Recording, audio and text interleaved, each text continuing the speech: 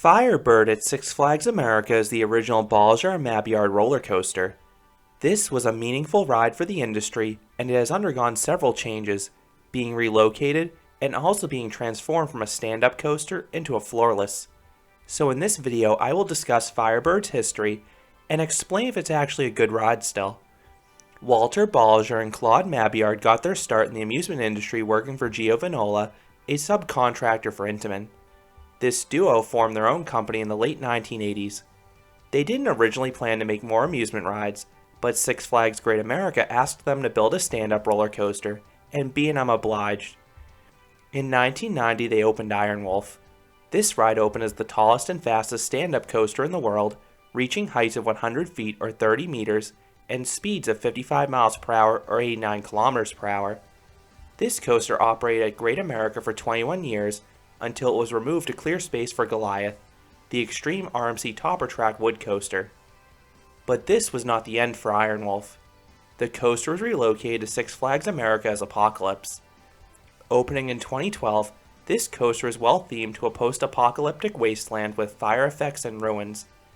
As I've always said, Six Flags nails this theme to perfection because it looks better the more it's neglected. While this coaster had a more prominent place in Six Flags America's smaller coaster lineup, guests still complained about the ride experience being rough. I've developed a technique to comfortably ride B&M stand-up coasters. I have an entire video on this method, but the key is to get the bike seat low enough so it doesn't contact your crotch. This also jams the bulky over-the-shoulder harness into your shoulders, which places your head higher to mitigate headbanging. And it has worked on all the B&M stand-ups except one, Apocalypse.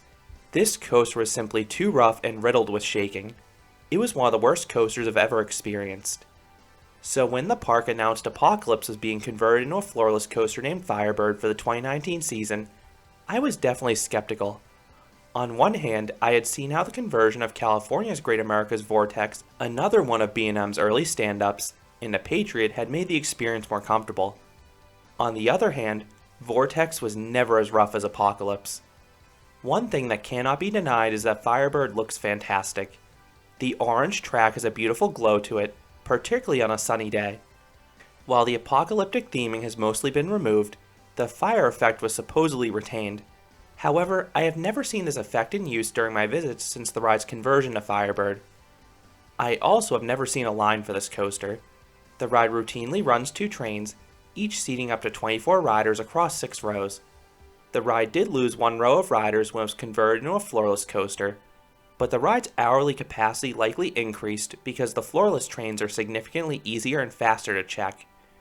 Rather than having to adjust each seat for each rider, the floorless trains have just a simple over-the-shoulder harness plus a redundant seatbelt.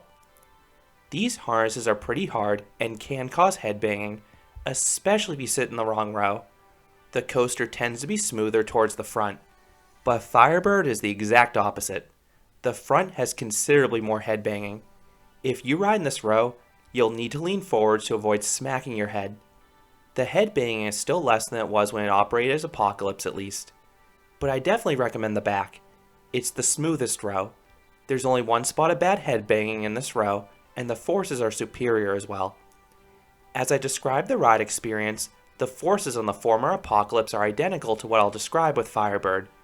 Just add in a whole lot more headbanging, plus potential crotch pain if you didn't set the bike seat low enough. Once dispatched, you turn out of the station and ascend the lift hill. At the top, you get a great view of the park's other roller coasters. You then navigate a short pre-drop like with most B&Ms, and then you twist 90 feet or 27 meters back down to the ground.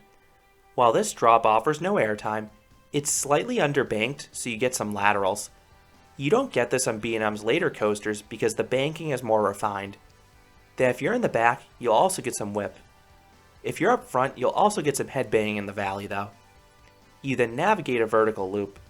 You don't really get any positive Gs here, which is weird for a B&M, but you do slow down at the top to get some hang time. Next is a turnaround. This element is brutal up front, repeatedly bashing your head. It's thankfully much smoother in the back, and the resultant drop even gives some floater airtime as well. This is followed by a 360-degree upwards helix. While it's not particularly strong on the positive forces, It does have a great sense of speed. You then navigate this weird bit of straight track high above the ground.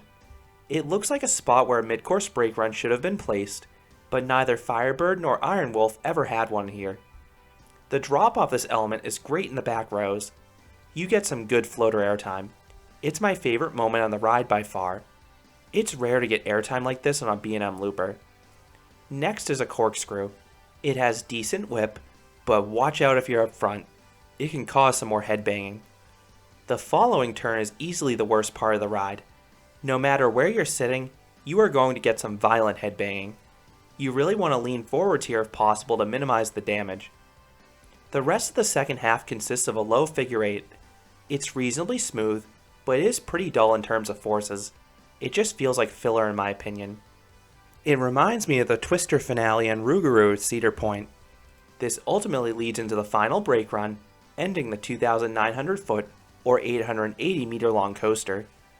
I touched on this ride's smoothness, but what about the pacing? It's not as strong as the later B&M loopers that pile on more inversions in a faster pace. While this ride does have a weak finale, the first 2/3 had some solid moments if you ride towards the back. Compared to the two other early B&M stand-ups, Firebird has more length to it, primarily because of that extended finale. But I prefer both the Vortex coasters at California's Great America and Carowinds since they offered smoother rides, more force, and less filler. But again, this was B&M's first coaster, so that needs to be taken into consideration, and they definitely improved their layouts over time. So what would I rate Firebird? I would ultimately give this coaster a 4 out of 10. This rating balances the experience between the front and back.